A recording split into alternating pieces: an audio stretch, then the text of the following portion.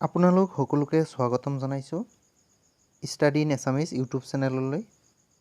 আজি আমি CDPৰ 30টা কুৱেশ্যন মক টেষ্ট হিচাপত আলোচনা কৰিম।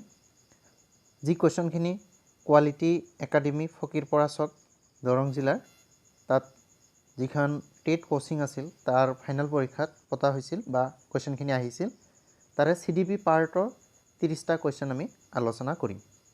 বলক একফালৰ পৰা আমি কুৱেশ্যনবোৰ চাই লওঁ। যদি আপোনালোকে কুৱেশ্যন পেপাৰখনৰ PDF বিচাৰে তেতিয়াহ'লে ডেছক্ৰিপশ্যনত থকা ইমেইলত আপোনালোকে মেইল কৰিলেও PDFটো আপোনালোকক মই প্ৰভাইড কৰিব পাৰিম। প্ৰথমটো কুৱেশ্যন চাই ল'ব।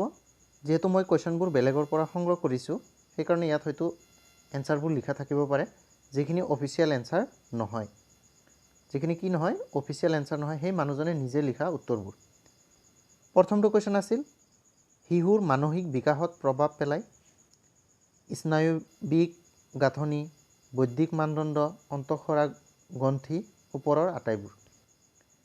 এতিয়া চাওক, যিবোৰ চাইল্ড আছে সেইবোৰৰ কি কৰিছে, মানসিক বিকাশ মানে যিটো মানুহৰ মেণ্টেল বা কগনেটিভ ডেভেলপমেণ্ট, তাত কিহে সহায় কৰিব, অন্তঃসৰা গ্ৰন্থি যিবোৰ হৰমন আছে এই হৰমনবোৰ, তাৰপিছত যিবোৰ স্নায়ু আছে সেই স্নায়ৱিক গাঁথনি, তাৰপিছত মানুহৰ বৌদ্ধিক মানদণ্ড, যিটো মানুহৰ বুদ্ধিৰ যিটো মানদণ্ড তাৰ ওপৰতো কি কৰিব, মানসিক বিকাশটো প্ৰভাৱিত হৈ থাকিব বা তাৰ ওপৰত নিৰ্ভৰ কৰিব।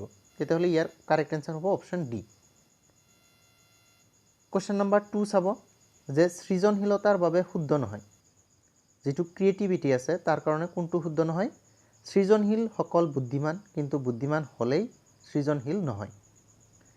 ব্যক্তিৰ নতুন চিন্তা কৰিব পৰা বিশিষ্ট অসাধাৰণ ক্ষমতা, সৃজনশীলতা আৰু বুদ্ধিৰ মাজত সম্পৰ্ক আছে। সকলো বুদ্ধিমান মানুহেই সৃজনশীল নহয়।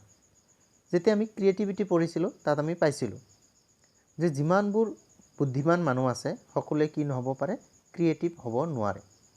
কিছুমান বুদ্ধিমান মানুহ কি হ'ব পাৰে, মাত্ৰ সেই নিৰ্দিষ্ট ফিল্ডটোত যিমানখিনি জ্ঞান বা পুথিগত জ্ঞান, সেই জ্ঞানবোৰহে সেইসকল মানুহৰ থাকে।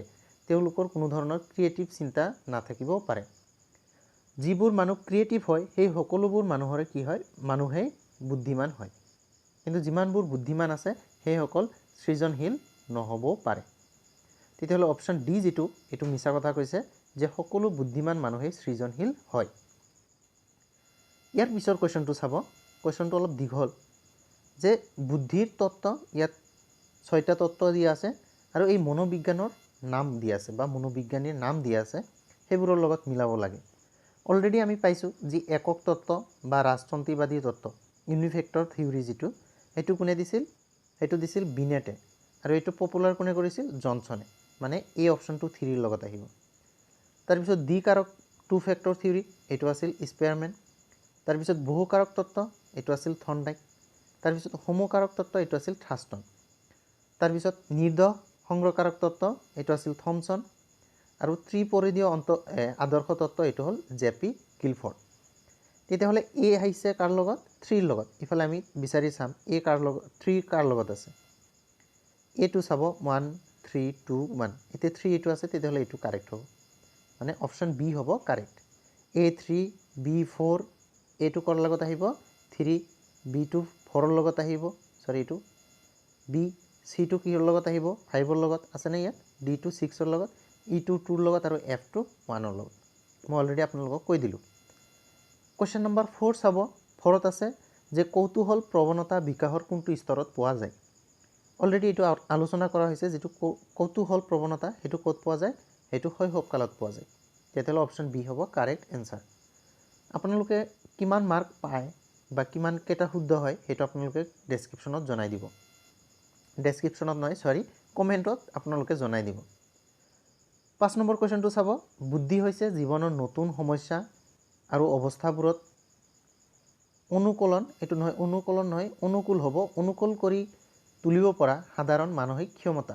সেইটো অলৰেডি যেতিয়া আমি ইণ্টেলিজেঞ্চৰ পাইছিলোঁ তাত পাৰ্ট 1 ভিডিঅ'ত আমি সেইটো আলোচনা কৰিছিলোঁ যে উইলিয়াম ষ্ট্ৰানে কৈছিল ইণ্টেলিজেঞ্চ যিটো, সেইটো জীৱনৰ নতুন সমস্যা আৰু অৱস্থাবোৰৰ অনুকূল কৰি তুলিব পৰা এটা সাধাৰণ মানসিক ক্ষমতা। তেতিয়াহ'লে 5 নম্বৰৰ কুৱেশ্যনৰ কাৰেক্ট এনচাৰ হ'ব অপশ্যন বি। 6 নম্বৰ কুৱেশ্যন চাব যে শিশুৰ বিকাশৰ বৈশিষ্ট্য হ'ল দৈহিক, মানসিক, আৱেগিক আৰু সামাজিক বিকাশ নিৰন্তৰ আৰু ক্ৰমাগত। ল'ৰাৰ বিকাশৰ গতি ছোৱালীতকৈ অধিক। বিকাশ মস্তিষ্কৰ পৰা শৰীৰৰ অন্য অংগলৈ গতি কৰে। এতিয়া চাব যে চাইল্ডৰ যিটো ডেভেলপমেণ্ট, শিশুৰ যিটো ডেভেলপমেণ্ট, সেই ডেভেলপমেণ্টটো কি হ'ব লাগিব? ফিজিকেল হ'ব লাগিব, মেণ্টেলি হ'ব লাগিব, তাৰপিছত ইম'শ্যনেল আৰু সামাজিক, এই গোটেইকেইটা হ'ব লাগিব। আৰু বিকাশটো কি হয়? ক্ৰমাগত হৈ থাকে আৰু নিৰন্তৰ, এইটো আপোনাৰ লাইফ টাইম, গোটেই জীৱনটো চলি থাকিব, এইটো সঁচা কথা হ'ব। কিন্তু কি হয়, ছোৱালীৰ যিটো বিকাশ সেইটো ল'ৰাতকৈ বেছি হয়, কিন্তু ইয়াত ওলোটা দিয়া আছে অপশ্যন চি। আৰু বিকাশটো মস্তিষ্কৰ পৰা কি হৈছে? শৰীৰৰ অন্য অংগলৈ যায়, এইটো সঁচা কথা। তেতিয়াহ'লে এ, বি আৰু ডি, এ বি ডি ক'ত আছে? Option B. তেতিয়াহ'লে অপশ্যন বি হ'ব কাৰেক্ট এনচাৰ। কুৱেশ্যন নম্বৰ 7 চাব যে বুদ্ধিৰ ক্ষেত্ৰত শুদ্ধ, মানে ইণ্টেলিজেন্সৰ ক্ষেত্ৰত কোনটো শুদ্ধ হয়? এজন জ্ঞানী লোক সদায় বুদ্ধিয়ক হয়। বুদ্ধিয়কসকল জ্ঞানী নহ'বও পাৰে। এজন জ্ঞানী লোক যিকোনো সমস্যা সমাধান কৰিব পাৰে। এজন বুদ্ধিয়ক লোক সেইমতে জ্ঞানী হৈ উঠিব পাৰে। মানে এজন মানুহ যিমান বুদ্ধিয়ক সেইমতে তেওঁ জ্ঞানী হৈ উঠিব পাৰে, এইটো অপশ্যন ডিত কৈছে। এতিয়া চাওক, ইয়াৰ পৰা যদি আমি শুদ্ধটো বিচাৰিব যাওঁ তেতিয়াহ'লে আমি কি কৰিব পাৰিম? চাব যে এজন জ্ঞানী লোক সদায় বুদ্ধিয়ক হয়, এইটো মিছা কথা। এজন জ্ঞানী লোক বুদ্ধিয়ক নহ'বও পাৰে। তেওঁৰ জ্ঞান হয়তো থাকিব পাৰে, তেওঁ বুদ্ধিয়ক হ'ব নোৱাৰে। কিন্তু চাব অপশ্যন বি কৈছে বুদ্ধিয়কসকল জ্ঞানী নহ'বও পাৰে। যিমানবোৰ বুদ্ধিয়ক লোক আছে সেই সকলোবোৰ কি হ'ব? জ্ঞানী লোক হ'ব। চৰি, মই ভুল কৈ দিলোঁ, যে বুদ্ধিয়কসকল জ্ঞানী নহ'বও পাৰে, এইটো সঁচা কথা। যে যিমানবোৰ বুদ্ধিয়ক মানুহ আছে সেই মানুহসকল কি নহ'বও পাৰে? জ্ঞানী নহ'বও পাৰে, এইটো এটা সঁচা কথা কৈছে। তাৰপিছত অপশ্যন চি চাব, আকৌ মই কৈছোঁ যে মানুহ বুদ্ধিয়ক হ'লে তেওঁ জ্ঞানী নহ'বও পাৰে, এইটো সঁচা কথা। মানে যিমানে বুদ্ধি নাথাকক তাৰ, তেওঁ হয়তো জ্ঞানী নহয়। অপশ্যন চি কৈছে এজন জ্ঞানী লোক যিকোনো সমস্যা সমাধান কৰিব পাৰে। এতিয়া চাওক, মানুহ এজন যিমানে জ্ঞানী নহওক যিকোনো সমস্যা তেওঁ সমাধান কৰিব পাৰিব যে তেনেকুৱা কোনো কথা নহয়। তেতিয়াহ'লে এইটো মিছা কথা হ'ব। অপশ্যন ডি এজন বুদ্ধিয়ক লোক সেইমতে জ্ঞানী হৈ উঠিব পাৰে। এজন বুদ্ধিয়ক লোক সেইমতে কি হ'ব পাৰে? জ্ঞানী হৈ উঠিব পাৰে, এইটো মিছা কথা। যে বুদ্ধিয়ক লোকবোৰ সেইমতে জ্ঞানী হৈ নুঠিবও পাৰে, এইটোৰ লগত অলপ ৰিলেটেড হয়। তেতিয়াহ'লে ইয়াৰ কাৰেক্ট এনচাৰ আমি কোনটো পালোঁ? অপশ্যন বি, যে বুদ্ধিয়কসকল জ্ঞানী নহ'বও পাৰে। যে যিসকল বুদ্ধিয়ক লোক আছে সেইসকল জ্ঞানী নহ'বও পাৰে। তাৰপিছত কুৱেশ্যনটো চাব যে বয়সন্ধি কাল হ'ল বিকাশৰ সেই পৰ্যায় যি সময়ত যৌন অংগৰ পূৰ্ণতাপ্ৰাপ্ত হয় আৰু প্ৰজননী ক্ষমতা লাভ কৰি উঠে। ইয়াৰ লগে লগে ব্যক্তিৰ দৈহিক বিকাশ আৰু মনোবৈজ্ঞানিক প্ৰেক্ষাপটত পৰিৱৰ্তন সংঘটিত হয়। কথাষাৰ কোনে কৈছিল? এইটো কৈছিল A.W. ৰুট। এইটো মন কৰিব, কোনে কৈছিল? A.W. ৰুটে এই বয়সন্ধি কালৰ বিষয়ে কথাখিনি কৈছিল বা ডেফিনেশ্যনটো কৈছিল।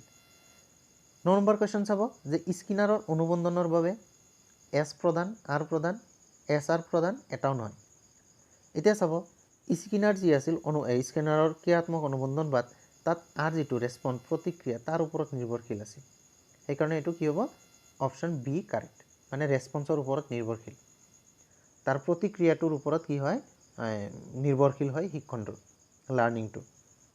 কুৱেশ্যন নম্বৰ 10 চাব যে ফলোৎপাদনমূলক অনুবন্ধনৰ বাবে শুদ্ধ।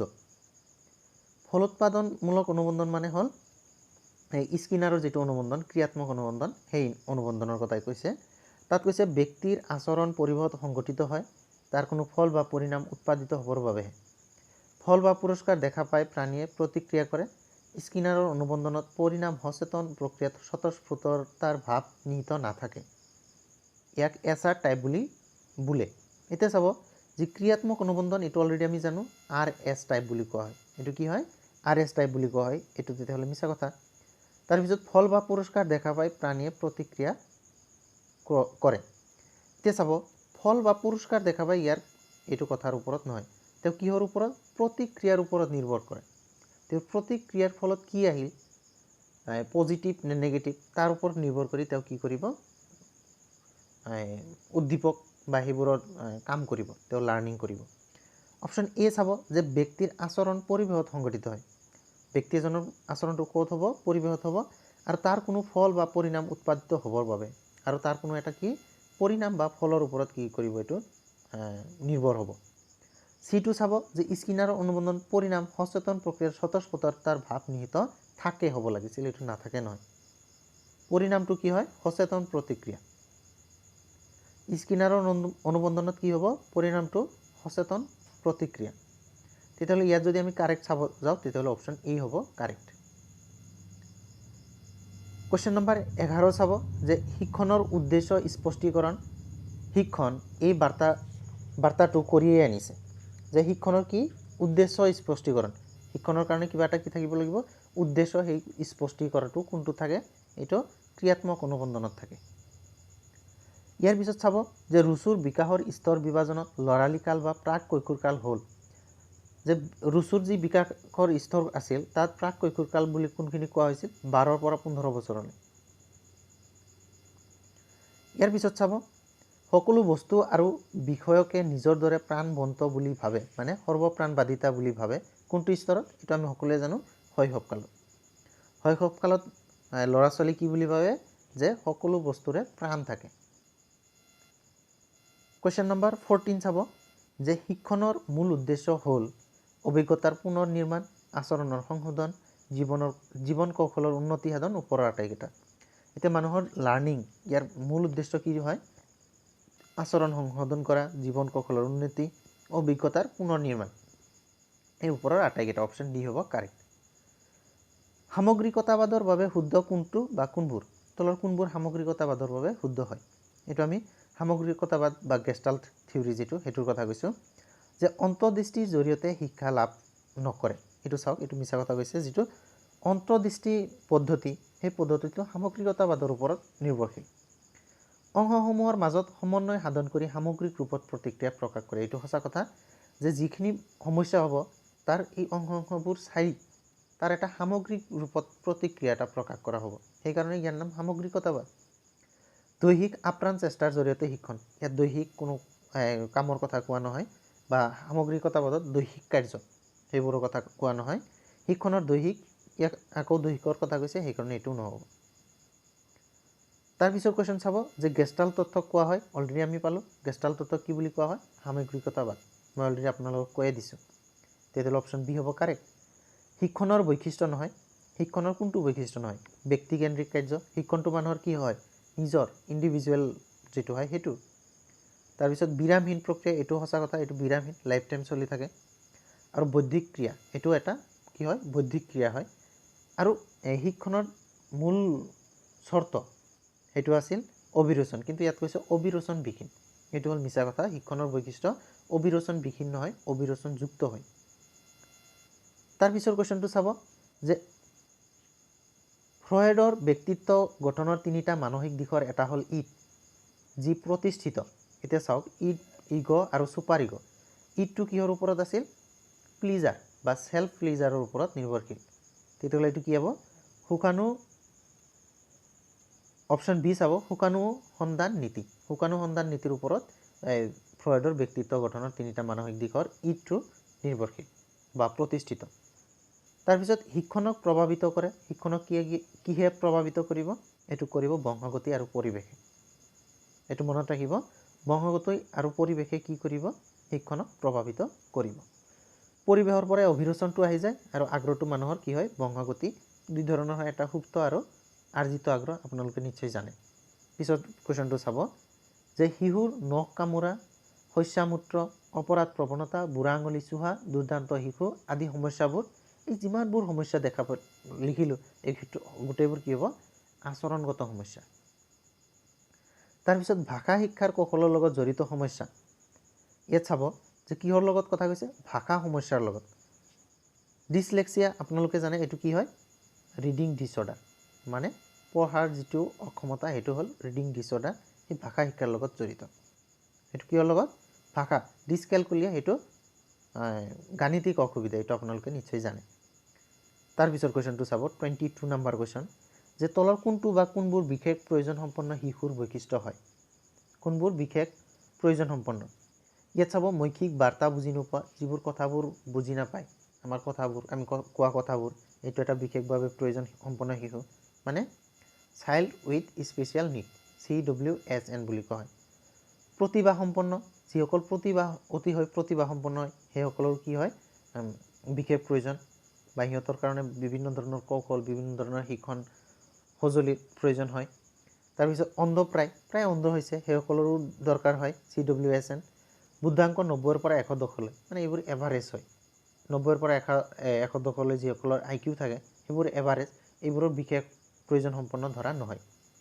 বাক ত্ৰুটি কথা ক'ব নোৱাৰে সেইটো বিশেষ প্ৰয়োজন সম্পন্ন। আৰু খুৰা যিটো ভৰিৰ প্ৰব্লেম হয়, ভৰি ভাঙি যোৱা, সেই খুৰা সকলো এটা কি হয় বিশেষ প্ৰয়োজন সম্পন্ন শিশু। তেতিয়াহ'লে 1, 2, 3, 4 আৰু 6 মানে 5 নোহোৱাকৈ যিটো আছে সেইটো হ'ব কাৰেক্ট এনচাৰ। ইয়াতো 5 আছে, এইটো নহয়, ইয়াতো আছে, ইয়াতো আছে, ইয়াত নাই। অপশ্যন ডি হ'ব কাৰেক্ট। কুৱেশ্যন নম্বৰ 23 চাব যে তলৰ কোনটো ভাৱাত্মক ক্ষেত্ৰৰ বাবে শুদ্ধ। মানে যেটো এফেক্টিভ ডোমেইন আছে সেই এফেক্টিভ ডোমেইনৰ ক্ষেত্ৰত কোনটো শুদ্ধ হয় যে ৰিচিভিং এণ্ড ৰেছপন্ডিং, গ্ৰহণ আৰু প্ৰতিক্ৰিয়া ক'ত আছে, সেইটো আছে ভাৱাত্মক ক্ষেত্ৰত। তাৰ পিছৰ কোৱেশ্যন চাব শিক্ষণ হৈছে আচৰণক সংশোধন কৰা কাৰ্য। কোনে কৈছিল? এইটো আমি সকলোৱে জানো যে পাৰ্চিনানে কৈছিল। মানে লাৰ্নিং হৈছে আমাৰ যেটো বিহেভিয়াৰ, সেই বিহেভিয়াৰৰ চেঞ্জ কৰা। তাৰপিছত চাব অসাধাৰণ শিশু মানে যিবোৰ সাধাৰণ নহয় অসাধাৰণ, কোনবোৰ? প্ৰতিভাশালী, এইবোৰ সাধাৰণ শিশু নহয়। যিবোৰ বেছিকৈ প্ৰতিভাশালী থাকে বা একেবাৰে প্ৰতিভাশালী শিশু সেইবোৰ কি হয় সাধাৰণ শিশু নহয়। তাৰপিছত অনগ্ৰহৰ মানে পিছপৰা, কিবা ক্ষেত্ৰত পিছ পৰি থকা সেইসকলো কি হয় অসাধাৰণ। দৈহিকভাৱে বাধাপ্ৰাপ্ত সেইবোৰো অসাধাৰণ। তেতিয়াহ'লে অপশ্যন ডি হ'ব কাৰেক্ট। তাৰপিছৰ কুৱেশ্যন চাব পাঠ পৰিকল্পনাৰ আদান প্ৰদান স্তৰ হ'ল। পাঠ পৰিকল্পনা আদান প্ৰদান কৰিব, যিটো আমি লেচন প্লেন বনাইছোঁ সেইটো আমি টিচিং কৰিম। টিচিং কৰিলে কোনটো হ'ব? সেইটো আমি উপস্থাপনত হ'ব। ক'ত হ'ব? উপস্থাপন। প্ৰস্তুতিত আমি পাঠ পৰিকল্পনা বনাওঁ, প্ৰস্তুতি বা প্ৰস্তাৱনা। তাৰপিছত যি মূল্যায়নত আমি এই পাঠ পৰিকল্পনা কিমানখিনি সফল হ'ল তাক আমি মূল্যায়ন কৰোঁ, বা ল'ৰা ছোৱালী কিমানখিনি শিকিলে সেইখিনি মূল্যায়ন কৰোঁ। কিন্তু আদান প্ৰদান স্তৰ ক'ত হয়? উপস্থাপনত, প্ৰেজেণ্টেশ্যনত। তাৰপিছত শিকনৰ মূল সূত্ৰৰ ক্ষেত্ৰত শুদ্ধটো বিচাৰ কৰা। টিচিঙৰ মেক্সিমছ অফ টিচিঙৰ ক্ষেত্ৰত কোনটো শুদ্ধ এইটো আমি বিচাৰ কৰিব লাগে। মেক্সিমছ অফ টিচিং তাত কয় সৰলৰ পৰা জটিললৈ, ইয়াত উল্টা আছে। তাৰপিছত সমগ্ৰৰ পৰা অংশলৈ, ইয়াতো উল্টা আছে। আৰু দেখাৰ পৰা নেদেখালৈ, এইটো সঁচা কথা। তাৰপিছত প্ৰকৃতিক অনুসৰণ নকৰা, কৰা, এইটো অনুসৰণ কৰা, এইটো নহয়। তেতিয়াহ'লে অপশ্যন ডি হ'ব কাৰেক্ট। কুৱেশ্যন নম্বৰ 28 চাব ব্যক্তিৰ সামূহিক জ্ঞান তিনিটা বিশেষ ক্ষেত্ৰত ভাগ কৰা হৈছে। ব্যক্তিৰ কিহৰ কথা কৈছে? জ্ঞানটো কেইটা ভাগত? তিনিটা ভাগত ভাগ কৰা হৈছে। কি কি? মানে তিনিটা ডোমেইন আছে। সেই ডোমেইন কেইটা কি? সংজ্ঞানাত্মক, আনুভূতিক আৰু মনোসঞ্চালনাত্মক। এই তিনিটা হ'ল ইয়াৰ ভাগ। কগনিটিভ, এফেক্টিভ আৰু সাইকোমটৰ। ইয়াৰ পিছৰ কুৱেশ্যনটো চাব যে ষষ্ঠ শ্ৰেণীৰ ছাত্ৰী এজনীয়ে পাঠদানৰ শেষত সম্পদ নামৰ পাঠটিত থকা প্ৰাকৃতিক সম্পদৰ বিষয়ে ধুনীয়াকৈ ব্যাখ্যা কৰিব পাৰিলে। শিক্ষাদানৰ এটা নিৰ্দেশনামূলক উদাহৰণ। তেতিয়াহ'লে এইটো মানে ছোৱালীজনীয়ে পাঠটো শেষ হোৱাৰ পিছত, পাঠদান শেষ হোৱাৰ পিছত ভালকৈ এইটো ক'ব পাৰিছে, মানে তেওঁ কি কৰিব পাৰিছে? কম্প্ৰিহেনশ্যন কৰিব পাৰিছে, মানে বুধ স্তৰৰ উদ্দেশ্য। অপশ্যন বি হ'ব ইয়াৰ কাৰেক্ট এনচাৰ। লাষ্টৰ কুৱেশ্যনটো চাব 30 নম্বৰ কুৱেশ্যন যে ছাত্ৰ ছাত্ৰীক গৃহকৰ্ম দিয়াৰ উদ্দেশ্য হ'ল, এইটো আপোনালোকে নিশ্চয় পাৰিব যে গৃহকৰ্ম দিয়াৰ উদ্দেশ্য কি? অৱসৰৰ সময়ৰ সৎ ব্যৱহাৰ কৰিবলৈ। কৰোনা মহামাৰীৰ কাৰণে তেওঁলোকক গৃহকৰ্ম দিয়া নহয়, হোম এছাইনমেণ্টবোৰ সময়মতে পাঠ্যক্ৰম এইটোও নহয়, ছাত্ৰ ছাত্ৰীসকলক ঘৰুৱা কামত ব্যস্ত ৰাখিবলৈ এইটো নহয়। তেওঁলোকৰ যিখিনি অৱসৰৰ সময় থাকে সেইখিনি সৎ ব্যৱহাৰ কৰিবলৈ তেওঁলোকক গৃহকৰ্ম দিয়া হয়। ধন্যবাদ ভিডিঅ'টো চোৱাৰ বাবে।